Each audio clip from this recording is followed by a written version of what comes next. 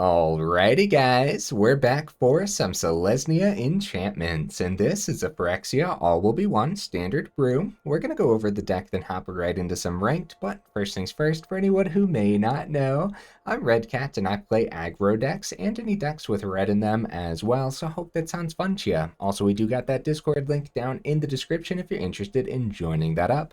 Okay, what do we got packed into the build here? We got a couple Audacities. This is a 1-mana aura.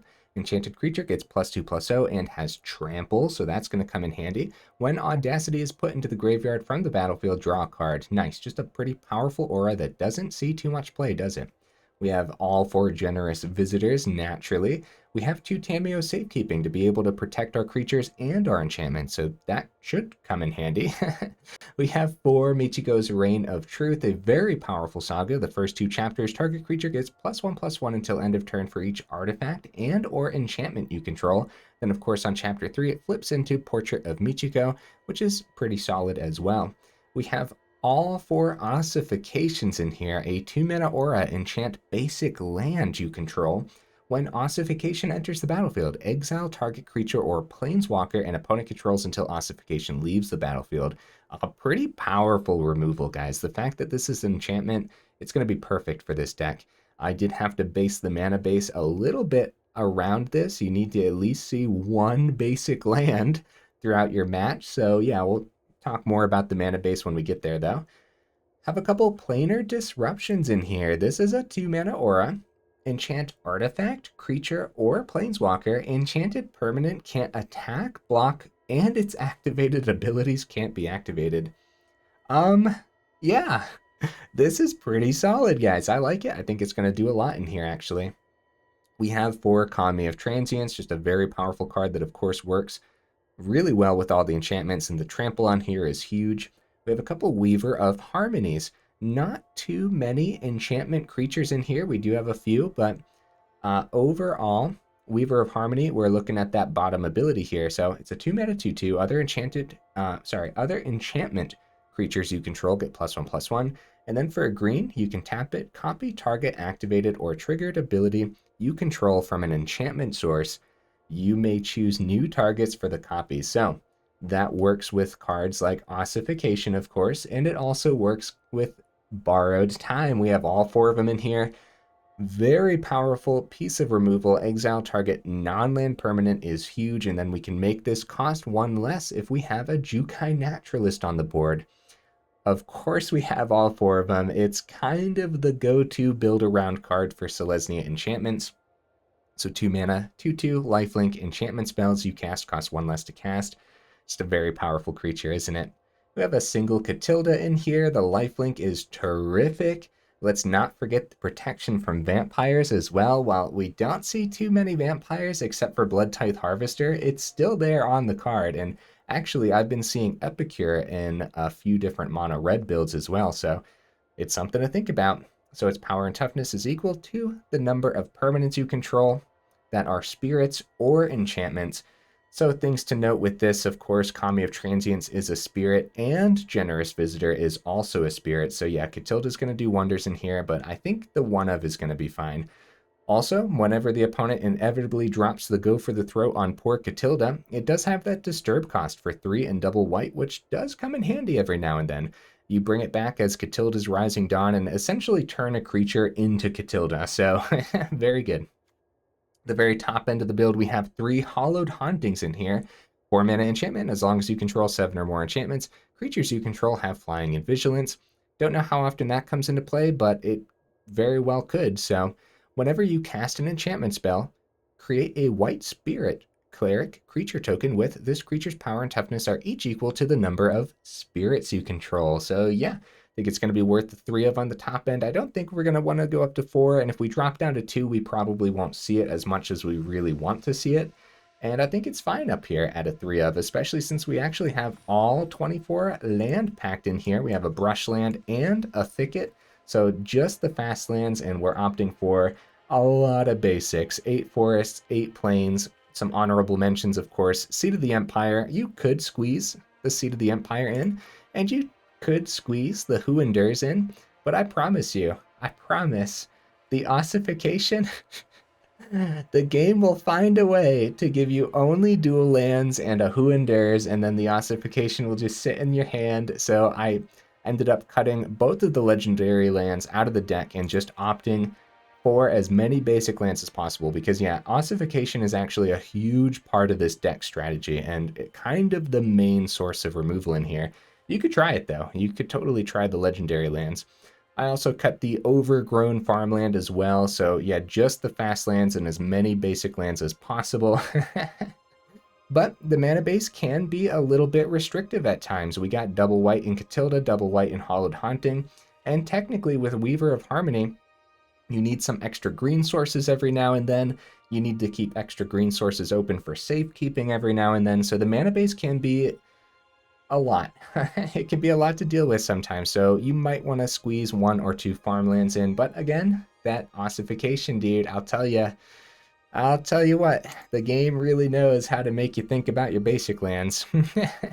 Circle of Confinement, Spirited of Companion are the other. Like, Circle of Confinement, you could cut the Ossification and just go up your dual lands and be happy about it, right? Circle of Confinement should technically work, but you know, it doesn't hit Sheoldred, it doesn't hit Obliterator and stuff like that, but it could work very well. So then Spirited Companion could be like another enchantment creature that works with pretty much everything in the deck. So just something to think about.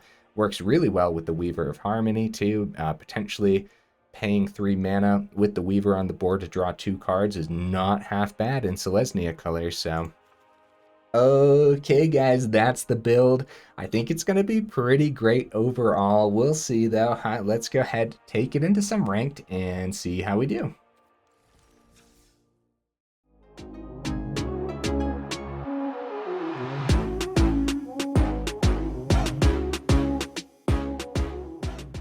Right into that first game, guys. It took like maybe a half of a second to find an opponent.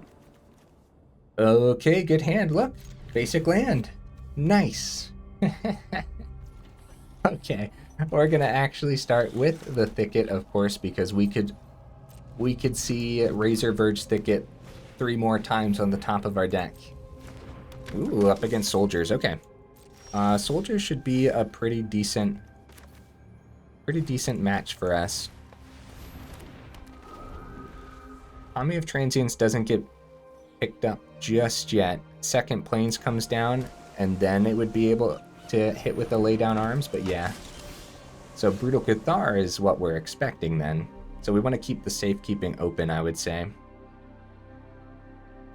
Alright, we'll get Brushland down. And we'll keep the forest. Do we swing into this is the question. I think so. I'm pretty sure they just take the damage. And if they double block, then we do have safekeeping, but then they get to pick it up with Brutal Cathar. Let's see what they do. I think we swing. The deck is very much an aggressive build. Alright. They're gonna protect Guardian. We get to keep Kami of Transience. They're gonna discard a card. We still get some damage through here too. The biggest issue with this is exactly what I said, the Brutal Cathar coming down on turn 3. Yeah, I think that's fine overall. Technically, we gained more. Okay, Thalia. Oh, we're flooding out, guys. We are flooding out.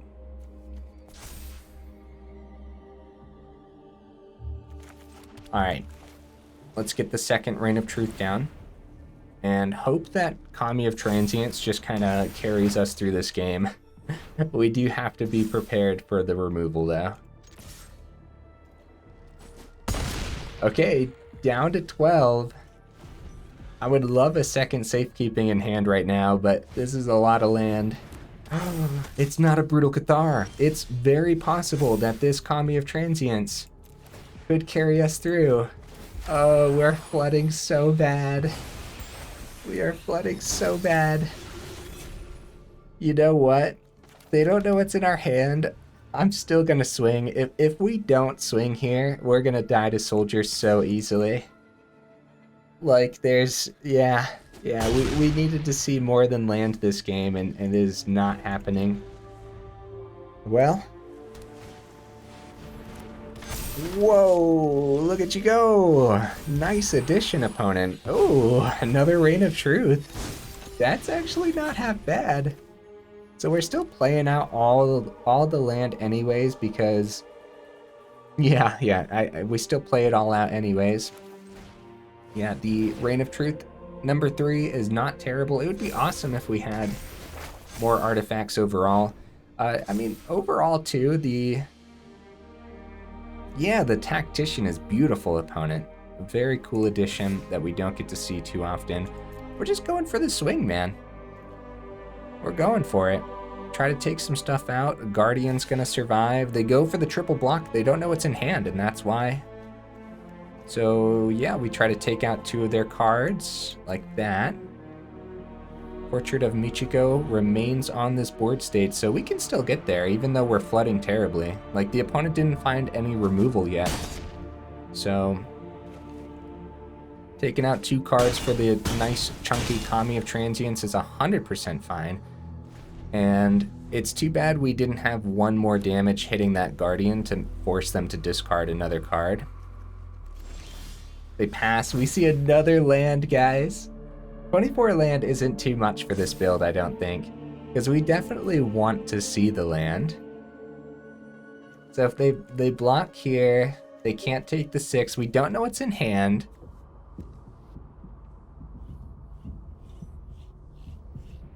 They don't know what's in our hand. All right, full swing. Full swing, guys. If they block Tactician to the 3/3 and Guardian to the 6/6, I guess... like, we're on the run, so if we hold anything back... Okay, yeah, I'm not really sure. I'm trying to... Because I don't think we win the long game right now. We're just not drawing well enough to win the long game. See, this is perfect. This is best case scenario, because we get to pick up the Tactician. They do get to kill the Portrait, but we get another 3 through. And then our other Reign of Truth flips next turn. Oh, okay. It doesn't complete. Okay, hold on. It gets +1/+1 counter on each soldier. Prevent all damage that would be dealt to other attacking soldiers you control. So this would be, I guess, a better flash if they were the one swinging in, right? Because it doesn't protect them from the damage this turn. Okay, I got really scared there for a second. Okay, we'll just play... I guess we'll play the Brushland. We did lose the enchantment, so we get to bring Kami of Transience back, which is good news since we're only seeing a lot of land off the top. Reign of Truth flips. They're at 3. I think this is leaning towards them. As silly as that sounds, like, we really need to see some of our removal, and we need to not see land for the next 5 turns. Hallowed Haunting. Hallowed Haunting is terrific, dude. Hallowed Haunting is a terrific draw. Get the Kami of Transience down. It's not an enchantment, so we do that first. Get the counter on it. You know what? I'm gonna play the other land too. Now anything we see off the top is pretty much terrific. And now we actually do hold the swing back, because at this point they have the Veteran in the grave. At this point now, we're just hoping to never see land, and we'll be golden. Audacity off the top would be really good. Another Rescue Retriever. I love the opponent's version of Azorius Soldiers. I really appreciate that it's different, opponent. No. I guess there's no point in playing that. We'll keep it in hand. We really flooded out this game. We could talk about going down to 23. I don't think so, though. I don't think so. I think we really do want the mana in this deck, and it just so happens that we're seeing too much of it in our first game here. But maybe we'll talk more about that in the final thoughts, too. Overall, I have been drawing horrendously, so we will block you and take 5. It's still possible, man. It's still very possible. I think it's unlikely. Okay, Tamiyo's Safekeeping.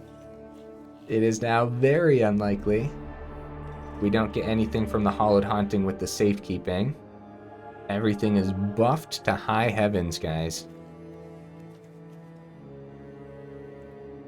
We'll see if we can survive the next round of attacks, but they're going to have so many blockers from the mural that I don't think it matters. And I don't think there's anything we could draw here. I think just overall we could have drawn a lot better throughout the entire match. I'm trying to think though. Yeah, because if they full swing, the mural gives them enough blockers on the ground. I was thinking like maybe a 4th Reign of Truth, right, to buff the Kami of Transience one final time. They're going to keep a bunch of blockers back here anyways, it looks like.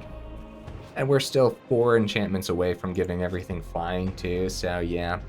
At that point, we can see why Spirited Companion would be a card to choose, you know what I mean? Because Spirited Companion, we top deck that, we play it, we might draw another enchantment off the top, maybe another companion, right? Play it, draw again. So you can definitely see why Companion is something to consider here. We're just going to take the damage, guys, see what's on the top. Generous Visitor, yeah, too little too late for a lot of these cards. We were close, guys, we were close. Let's go ahead and let them swing on in. I'll play the land now since it's our last turn. We'll let them get a nice beefy swing, and I definitely want to let this soldier deck swing in because they're playing so many different cards. I really appreciate the variety. So we will... This card's terrifying, dude. The Rescue Retriever's so expensive, but once it gets to the point of the game where they can actually...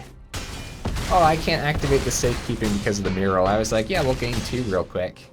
I mean, we would have been at negative 55 instead of negative 57, so that could have been good. I think I forgot to drop a GG for the opponent, and I kind of feel bad because I really wanted to, because I appreciate the Rescue Retriever deck. That was fun. I mean, we didn't. I mean, we flooded out, but I had fun with the opponent there. You know what I mean, guys? So. Oh, man, yeah, a little bit of removal could have gone a long way. We do have technically 10 sources of removal in the deck. Wait, do we have more than that? We have the 4 Ossifications, the 4 Borrowed Times, the 2 Planar Disruptions. Is that it? Is that the removal? Great hand. Technically, we could have mulliganed that first hand, too. I think we had 4 land in the opening hand there, so we could have mulliganed, tried to find something with maybe 2 to 3 land would be fine in a deck like this that's running 24. We have a solid lineup. Turn 2 Naturalist is terrific, as hopefully it doesn't get burnt right away, though. Yeah, solid lineup all around. Because a 1 mana Reign of Truth is pretty great if you drop an Audacity first and then swing with the Naturalist. So the big thing here is... Okay. The big thing here is the survival of Naturalist. I don't think it survives, guys. I think it does get burnt, but I have to try it. I guess we don't have to try it. We could have went Weaver of Harmony and let them burn that instead. But then, well... I don't know. I'm not 100% certain. What would you guys have done there? Played the Weaver and let them burn that? Or play the Naturalist? The good news is, it's not hitting our face. Actually, opponent's wondering... They might not have the play with fire here, guys. Because I feel like getting rid of the lifelink 2/2 is best case scenario for a play with fire.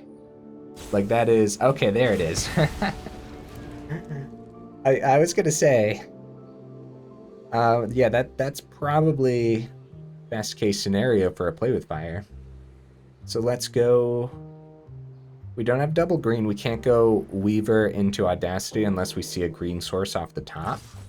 We might honestly just Borrowed Time the Phoenix chick. Ossification's terrific.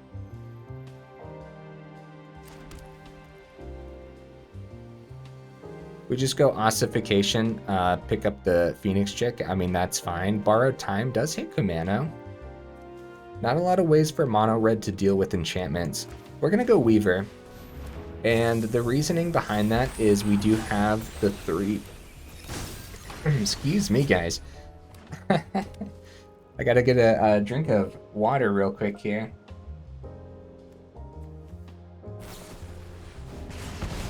Okay, they found the Abrade.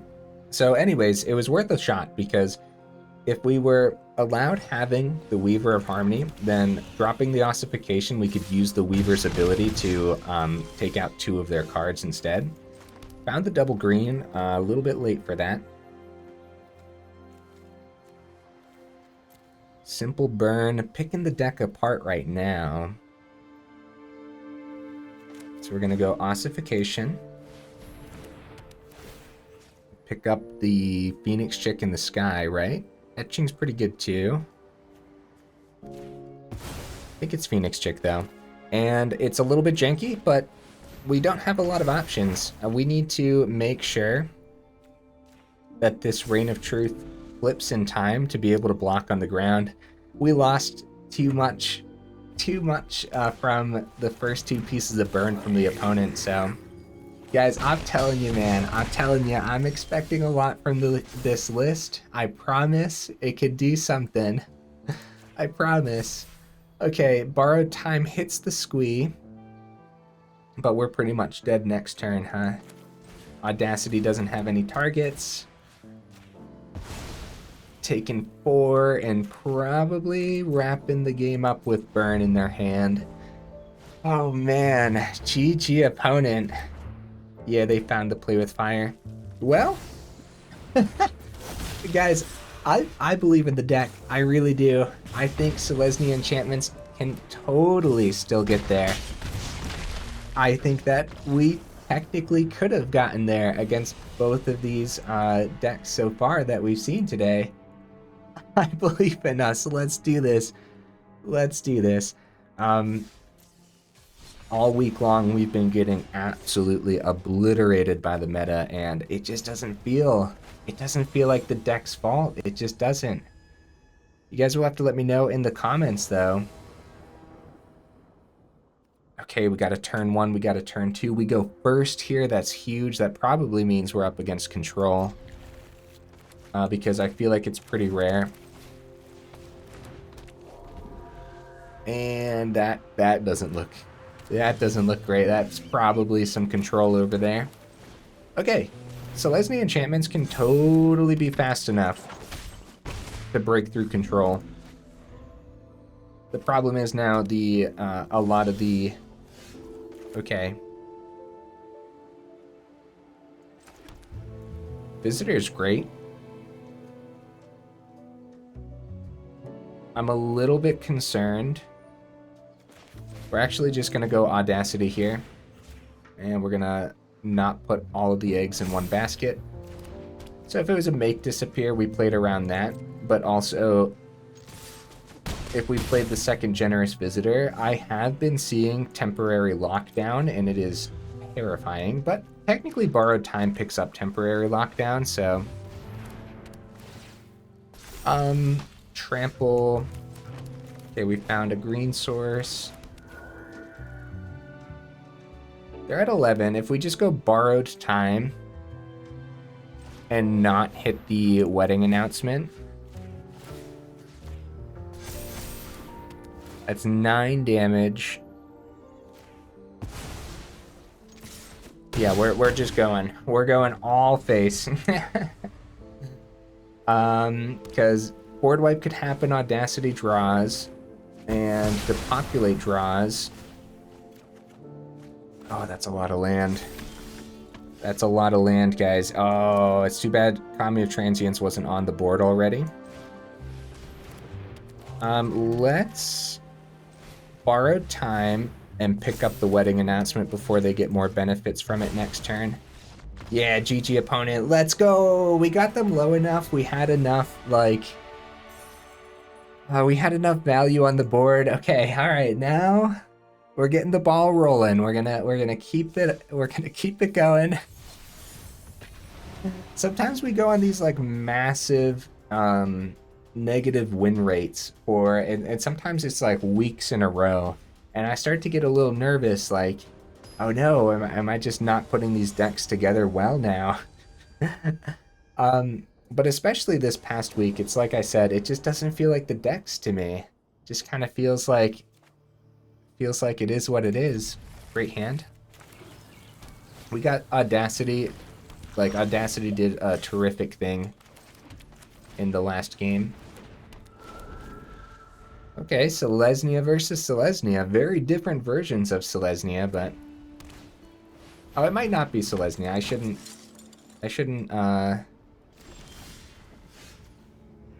make the assumptions here. Plaza of Heroes tells us it might just be a legendary build. Joda is possible. We do see Joda every now and then.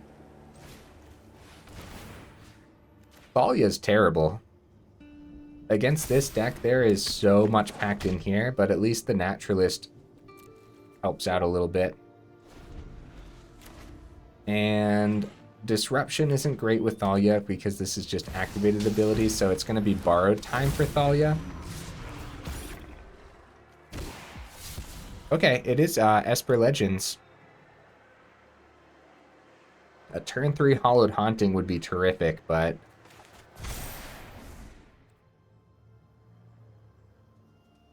Alright, we're just going to take the 4. I thought about that Skreld a little bit, but... Hallowed Haunting number 2 and Thalia just holding us back a little bit here. I think it is going to be borrowed time onto the Thalia, as terrible as that might sound. It's not that bad. Getting Thalia off this board could be huge for us if they end up... Oh, be careful with that, by the way. Let's get some life back, too. So now maybe we can actually get some Hallowed Hauntings down for cheap, and then the Planar Disruption hits, and we'll start getting the ball rolling. Oh. They take the 3. Okay. We were tapped out there, too. Technically, the 3/3 Naturalist wouldn't have taken out the Rafine there. So yeah, we could... Oh, no. Oh, yeah, we do have the triple white to play Disruption here, too. Adeline's not the greatest to put the Disruption on either, which is a little silly to me. But, I mean, at least it won't be able to attack or block. I guess, yeah. It just keeps that human ability rolling. But we're gaining so much off a Naturalist, too. They really need to find some spot removal. At that point, man, I don't know if we have the greatest hand to go up against this. I really don't. We are gaining from Naturalist and everything, but I don't know. We'll see. It depends on how many spirits we can get from these Hallowed Hauntings, I would say. They did find a little bit of something good for the Naturalist, only being 1 mana for the Soaring City. That's pretty rough, actually. So we could just go Hallowed Haunting this turn. It's much, much worse than what we were originally planning, though.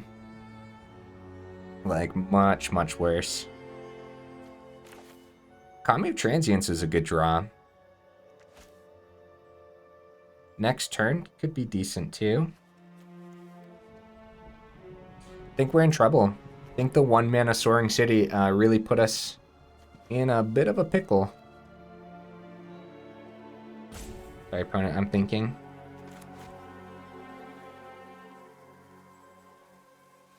So if we go, I guess if we buff our board state, it's the best bet, right? And if we go into our trampling creature, at least the Transients might be able to block the Skrelv or something. Adeline blocks really well, and let's see what ends up happening here. Like, technically, Kami of Transience can block the Adeline now if they swing with that.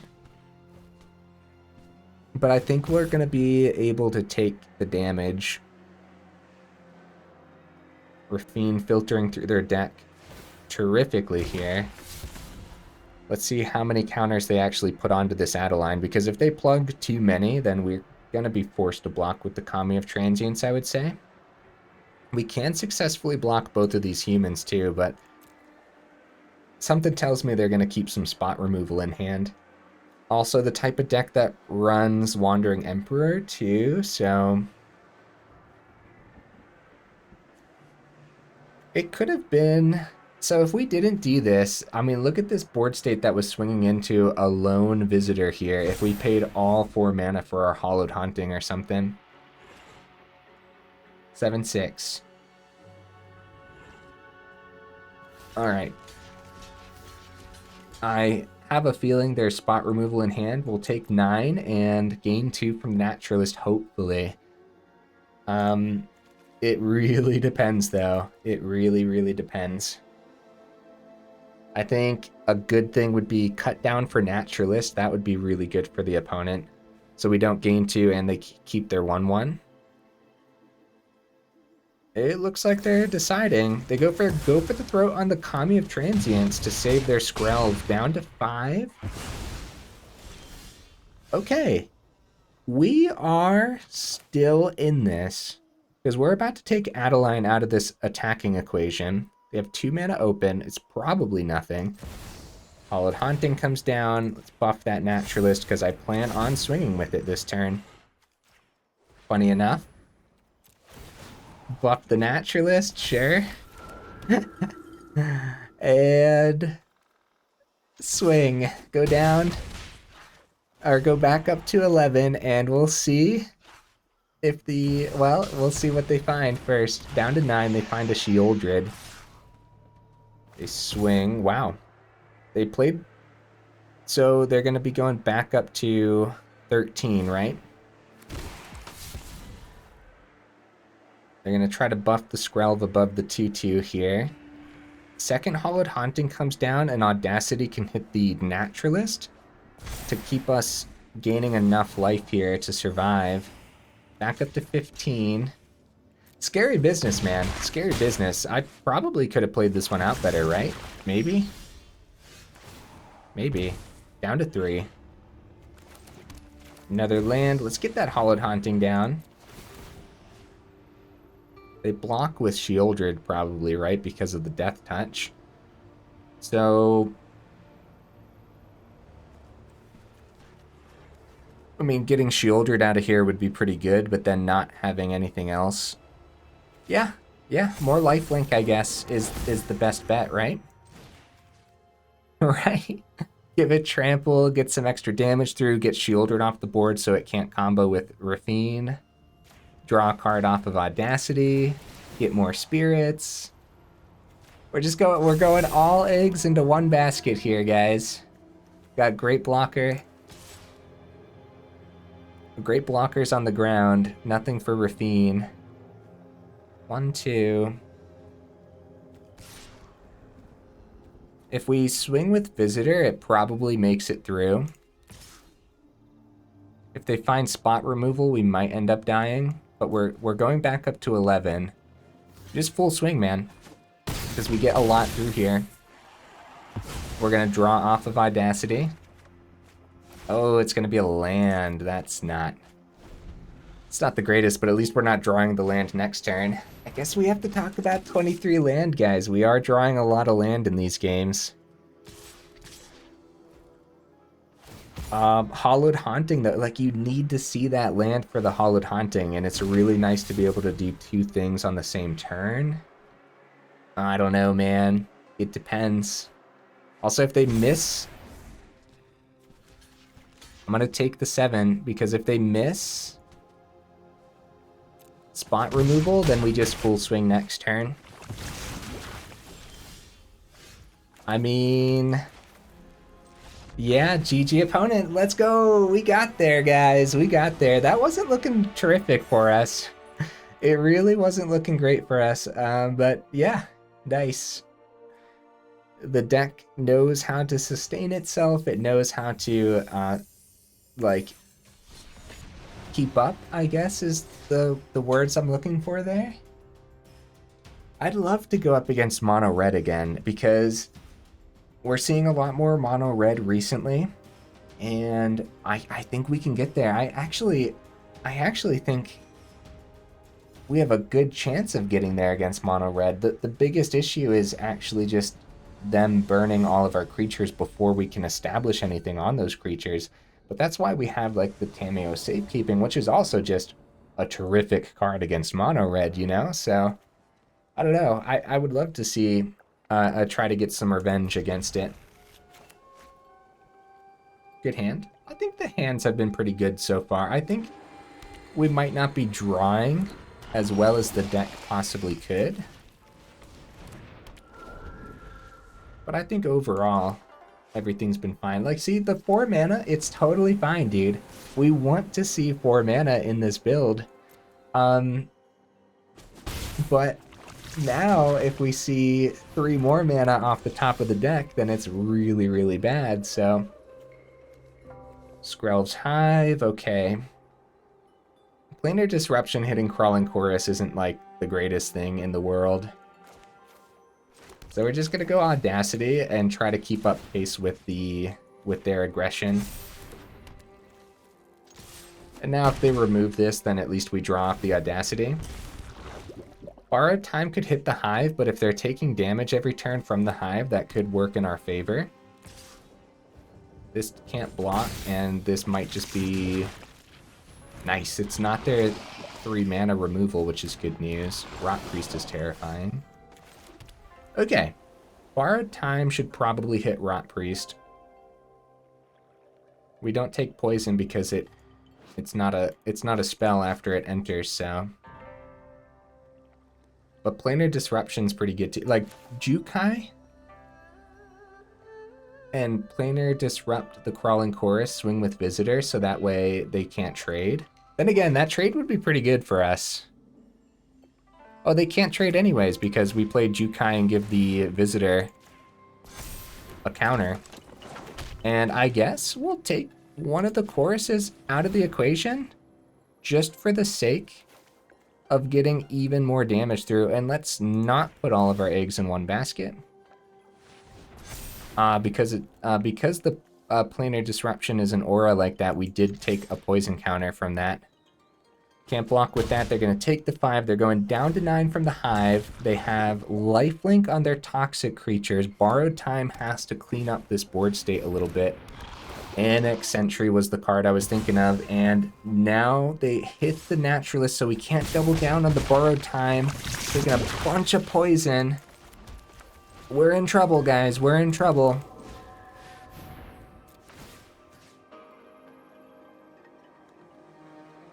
We just go, again, if we put all our eggs into one basket, Annex Sentry number 2 could come down. So if we borrow Time the Sentry, we get the Naturalist back. We have 6 right now. We have to hit Rot Priest, don't we? Oh. First counter, and we're gonna go wide with the counters to be able to block a little bit more here. I think it's got to be Rot Priest. I think. And we're going to be forced to block. Oh, crap. It's still... They're wide enough. No, they can't swing with this chorus, and this one doesn't have haste. Ah, we're in trouble, guys. We're in trouble. The lifelink on the Hive is terrible. Borrowed Time earlier on the Hive could have been good. Maybe. Maybe. Man, I've been butchering this deck today, I feel. Okay, they don't swing with the Sentry. Take you out, take you out. Actually, take the 1 toxic there. Take 2 of these guys out of the equation. They go back up to 13. The lifelink from the Hive is horrible for us right now, guys, because we're trying to be super aggressive. Another chorus hits the board. All right, Visitor number 3 is not bad at all. Not bad at all, guys. Borrowed Time hits this board state really, really well. Going wide with the counters. Annex Sentry. Because we get the Naturalist? Or should it be the Hive? I don't know. I don't know. Like, I think we're keeping up pace now. They have 3 to swing in with here. We have 3 on the board, and we have to be prepared for removal. They can block with Chorus, but I think we swing with this Generous Visitor. 3 in hand here, Mirrex open. I guess it could be block with Crawling Chorus, and then... Oh, Who Endures was the last card in their hand? Oh no, guys. Oh no. Now they can pick up any of this. Oh no. Oh, if I would have held it back, it wouldn't have... Like, it wouldn't have... I don't know. They actually take the other big visitor instead. Yeah, so now if they top deck removal, like, we're super dead. And at this point, if they don't, they might as well just activate Mirrex every turn. Down to 8. I was not expecting... They did top deck removal, too. Wow. GG, opponent. Wow, dude. I mean, hey, when the opponents have it, they really have it, and that was quite impressive, honestly. I like the Charge of Mights addition to the Selesnya Toxic build as well. I've been seeing like a couple different variations of Selesnya Toxic, and I'm really impressed with all of them. They all look really solid overall. A couple things I could have done better that match. Maybe it was take the Skrell's Hive earlier. I think that could have been good. I was not anticipating the Who Endures at all there. Showing a good reason to actually have that Who Endures in our build too. There's a reason it was in the honorable mentions, right? So it's still something to think about, even though I do think there are going to be some games where the game just doesn't give you any basic land for your ossifications. This one's going to be the last match of the evening, guys. We're going to try to wrap it up with a victory here. Solid hand, solid hand. Opponent goes first, so that's not great, but I think we're fine. We have a ton of removal we could draw. I think it's just a good one overall. Turn 1 Visitor, turn 2 Transience is not bad. Into Reign of Truth, not terrible. Start buffing the Transience, start swinging. Really, really depends what the opponent's going to bring to the table here. How has the meta been for you guys? I've been getting my butt handed to me.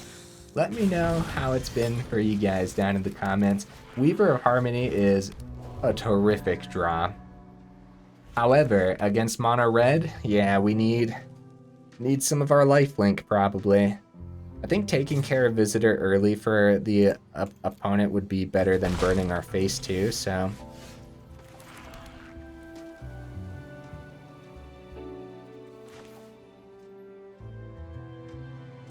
Okay, Kami of Transience. So the plan here is, of course, to buff everything beyond what Mono Red can deal with. You can see they have their burn open here. Gonna be Lightning Strike for the Kami of Transience. So I don't plan on blocking with Visitor, so we're just gonna swing. Because we're gonna use the Visitor to buff, hopefully, is the plan. So Mechanized Warfare makes End the Festivities terrifying for us, like really, really bad. So we're gonna go Visitor, number 2. And instead of going Weaver of Harmony, we're gonna go Reign of Truth, so that way End the Festivities doesn't just completely obliterate everything. 1, 2, we'll plug both of these into one Visitor. And again, I don't plan on blocking. Maybe we should be blocking, but I don't plan on blocking. We just wanted to get the Visitor above the End of the Festivities range, and then hopefully this turn we can get it above Lightning Strike and everything too. But hey, if the Lightning Strike isn't hitting our face and stuff, then this is great, guys. I think we have a good chance of getting revenge against Mono Red. As aggressive as they can be and as scary as they can be, I think we have a chance here. Chandra, yeah, Play with Fire, nice. That actually hits Visitor too because of Warfare. They swing. We could trade. I'm just going to take the 2. I think keeping these creatures on the board is way more essential. Borrowed Time hits Warfare.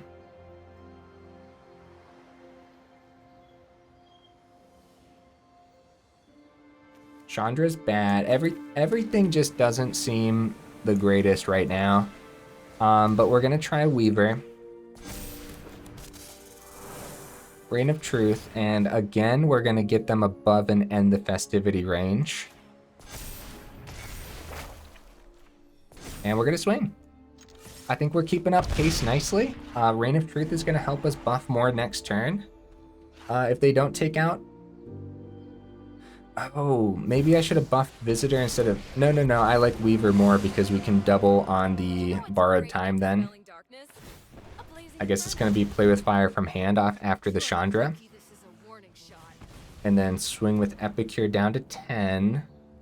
I'll tell you what, man. Oh, they hold Epicure back. Okay. Okay, we go you.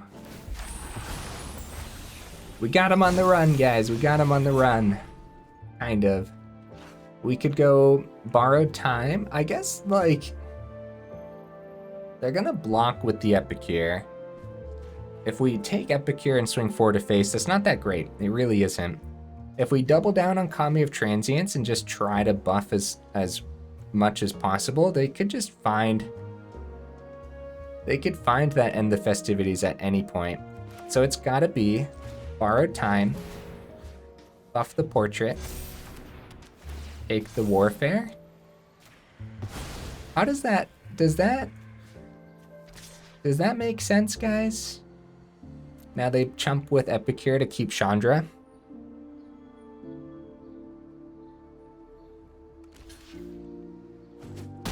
Okay. Like, it's not bad. Like, I think we're doing great right now. We're about to flip the other Portrait.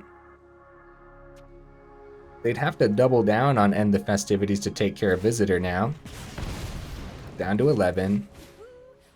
Warfare number 2. Now End the Festivities takes care of Visitor. Not Portrait. They'd have to Lightning Strike the Portrait.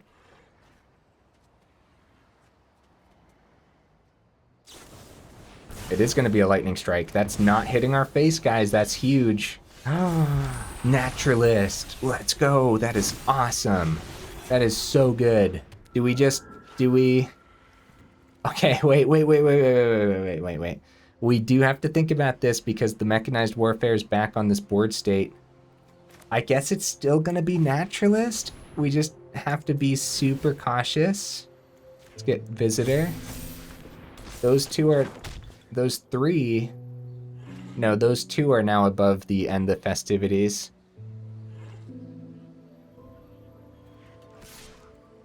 We're going face. We let him keep the Chandra. We can't kill Chandra this turn anyways. We could potentially kill it next turn. So if it's an End the Festivities, it hits Naturalist, which would hit the Portrait then too. Down to 9. They have 2 cards in hand. Mechanized Warfare, number 3.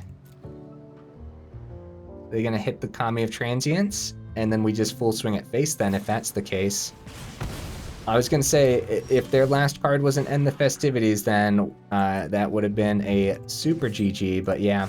8 damage coming in to the opponent's face.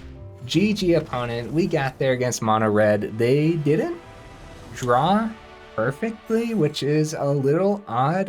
Look, I'm not saying Mono Red always draws perfectly, but when we go up against Mono Red, they have like such a terrific line of play that just drills the damage through. And I would say that this time they didn't. I think seeing the 3 Mechanized Warfare is particularly bad, especially when they had trouble keeping creatures and stuff on the board. Look, they found no Phoenix Chicks, which could have potentially wrapped up that game a lot sooner too. So that's all stuff to consider too. But I do think that if they drew better than what they did, that I still believe that we could get there with this deck. Overall, it depends. Look, they get to clean up a lot of creatures with all their burn, but what deck doesn't have an infinite amount of removal right now anyways? So here's the deck list again, guys. I was expecting a lot more, but I don't think that's the deck's fault necessarily. If you guys end up trying this one out in the, let me know in the comments. I'm super curious. You know, a lot of people might already have a lot of the Selesnya enchantment lists made up already, but they didn't add the new cards yet, potentially, right? Now the new set has been out for a little while already, so Ossification and Planar Disruption are great budget additions to this list. I do still think that Ossification is the go-to choice, and keeping the plains and the forests in here, I still believe it. I think it's going to be very important. I think the game loves to make sure that if there's any anti-synergy in your deck, then it ends up in your hand every couple matches. And so, yeah, I don't think I would add the legendary lands, but man, they were in the honorable mentions for a reason. So if you really want to add them, especially the Who Endures. Being able to take care of an enchantment could be huge. Like taking care of that Skrelv's Hive in that one match could have been really good for us, and the Who Endures would have helped us do that.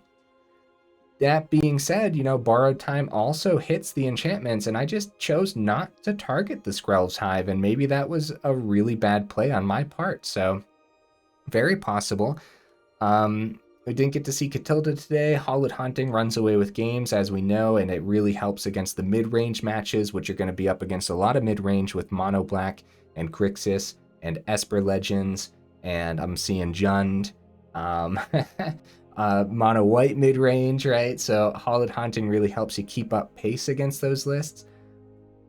Another one of the honorable mentions that we brought up today was actually,